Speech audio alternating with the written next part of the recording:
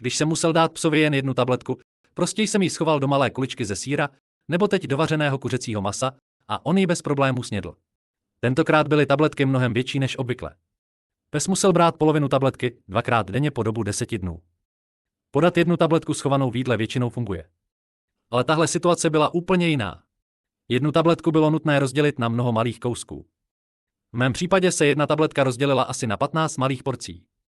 To znamenalo 15 malých pamlsků, z nichž každý skrýval kousek léku. Po prvních několika pamlscích můj pes začal váhat. Po dalších několika už jasně pochopil, že je něco špatně. Při tolika pamlscích ten trik přestal fungovat. Pes přišel na to, že je uvnitř lék. Odmítal také standardní veterinární metodu, kdy se tabletka strčí hluboko do krku. To bylo stresující pro nás oba a rozhodně to nebylo dlouhodobé řešení. Tak jsem musel najít jiný způsob, jak lék ochutit. Tohle je metoda, která u nás nakonec fungovala. Rozdrťte tabletku vidličkou. Nasypte prášek do malého kelímku. Připravte odměnu, například psí salám nakrájený na malé kostičky. Dejte salám do misky, přidejte vlažnou vodu a dobře promíchejte. Nalijte malé množství tekutiny do kelímku s práškem a zamíchejte. Držte psovi čumák, jemně mu zvedněte hlavu a prstem otevřete tlamu.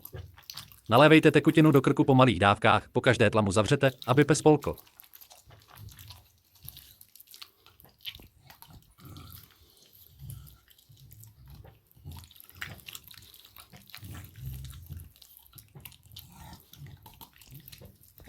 Odměnu dejte hned po poslední dávce a odečtěte ji z denní krmné dávky.